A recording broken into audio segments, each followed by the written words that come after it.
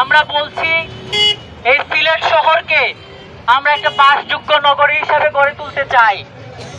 আজকে যদি আপনারা দেখেন এই বর্ষাকাল আমরা অতিক্রম করছি, ঘন্টাখানেক বৃষ্টি হলে আমাদের এই শহরে জলাবদ্ধতা তৈরি হয়, ড্রেনের পানি বাসাবাড়িতে উঠে, রাস্তাঘাট প্লাবিত করে দোকানে উঠে, এইরকম একটা পরিস্থিতি।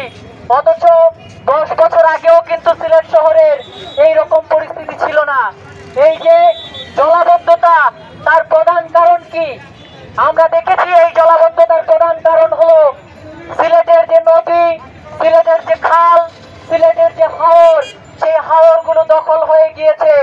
আপনারা যান ওই বাগায় গিয়ে দেখবেন সেখানকার হাওর এবং ফসলি জমিকে দখল করে ক্যান্টনমেন্ট করা হয়েছে। আপনারা যান সিলেট শহরের গলিতে গলিতে যান, আপনারা দেখবেন সিলেট শহরের বিভিন্ন পাড়ার নাম দিঘির নামে ছিল। আজকে দেখবেন সেই সমস্ত দিঘি দখল হয়ে গিয়েছে, জায়গার নাম আছে দিঘির নামে কিন্তু দিঘি নাই। আজকে সুরমা নদী, আপনারা জানেন শীতকালে সুরমা নদীতে আমাদের ভাইরা, ছোট ছোট স্কুলের ভাইয়েরা তারা ক্রিকেট টুর্নামেন্ট করে। এই হলো সুরমা নদীর অবস্থা। দীর্ঘদিন থেকে গত 17 বছরে বারে বারে এই সুরমা নদীকে ড্রেজিং এর কথা বলা হয়েছে, নানা প্রজেক্ট নেওয়া হয়েছে, কিন্তু একবারও সুরমাকে ড্রেজিং করা হয়নি।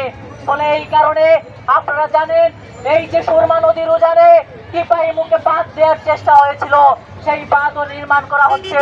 ফলে সুরমার যে নাব্যতা, সেই নাব্যতা আজকে নষ্ট হচ্ছে। আমরা এই জলাবদ্ধতা নিরসনের কথা বলছি। বন্ধুগণ, সিলেট নগরীর 42টা ওয়ার্ড আপনারা জানেন। এই 42টা ওয়ার্ডের মধ্যে 18টা ওয়ার্ডে যে সুপেয় পানি, খাবার পানির সংকট রয়েছে, মানুষ খাবার পানির সংকটে ভুগছে 18টা ওয়ার্ডের মানুষ। বন্ধুগণ, চেঙ্গের খালে আপনারা জানেন পানি শোধনাগার করা হয়েছে, সেখানে প্রত্যেক দিন প্রায় সিলেট শহরে 6 কোটি লিটার পানির দরকার হয়। 23 সালে ওই চেঙ্গের খালে পানি শোধনাগারের যে ব্যবস্থা সেটা করার চেষ্টা হয়েছিল, কিন্তু আজ পর্যন্ত সেই প্রজেক্ট আলোর মুখ দেখেনি। বিশেষজ্ঞরা বলছেন আরো 3-4 বছর লাগবে এই প্রজেক্ট শুরু করতে। ফলে এই প্রজেক্ট শুরু না করে আজকে হম্বিতম্বি করা হচ্ছে। বন্ধুগণ, বলা হচ্ছে একটা গণতান্ত্রিক দেশের কথা, গণতান্ত্রিক শাসনের কথা। বন্ধুগণ, গণতন্ত্র শুধু ভোট দিতে পারলেই গণতন্ত্র হয় না।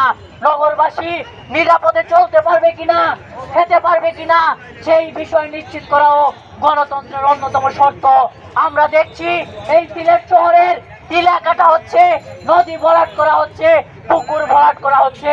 এই সমস্ত কিছুর মধ্য দিয়ে এই সিলেট শহরের যে প্রাকৃতিক ভারসাম্য, সেই প্রাকৃতিক ভারসাম্য আজকে নষ্ট হয়ে ভূমিকম্পের যে চেষ্টা, ভূমিকম্পের যে প্রবণতা, সেটা বাড়ছে। ফলে বাম গণতান্ত্রিক জোট একদিকে যেমন নাগরিকদের তার গণতান্ত্রিক অধিকার নিয়ে লড়াই করছে, আরেকদিকে প্রাণ প্রকৃতি রক্ষার দাবিতে সবাইকে ঐক্যবদ্ধ হওয়ার দাবি করছে। বন্ধুগণ, আপনারা জানেন ওই সিলেটের উসমানী মেডিকেলের কথা, তার অনিয়মের কথা জানেন। কিছুদিন আগে আওয়ামী লীগ সরকার জোর করে আবু সিনা ছাত্রাবাসকে দখল করে হসপিটাল করলো। আজকে হসপিটাল করার পরে সেই হসপিটাল 2 বছর ধরে পড়ে আছে, সেই হসপিটাল চালু হচ্ছে না। আমরা বাম গণতান্ত্রিক জোটের পক্ষ থেকে এই জেলা হসপিটাল অবিলম্বে চালুর দাবি করছি। ইতিমধ্যেই আমরা জেলা প্রশাসককে স্মারকলিপি দিয়েছিলাম, তার প্রেক্ষিতে আমরা দেখেছি আজকে জেলা প্রশাসক ওই জেলা হসপিটাল পরিদর্শন করেছেন। আমরা বলতে চাই, শুধু পরিদর্শন নয়, অবিলম্বে এই হসপিটাল চালু করতে হবে। পাশাপাশি সিলেটের ওই যে পাসপোর্ট অফিসের দুর্নীতির কথা জানেন, ভোগান্তির কথা আপনারা জানেন। এই সমস্ত 8 দফা দাবিতে বাম গণতান্ত্রিক জোট আজকে এই জায়গায় দাঁড়িয়ে পথসভা করেছে, লিফলেট বিতরণ করেছে।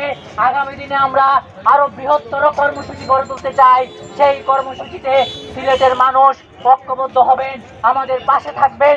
শুধু আমাদের পাশে নয়, এই দাবিতে যার যার জায়গা থেকে আপনারা প্রতিরোধ করে তুলুন।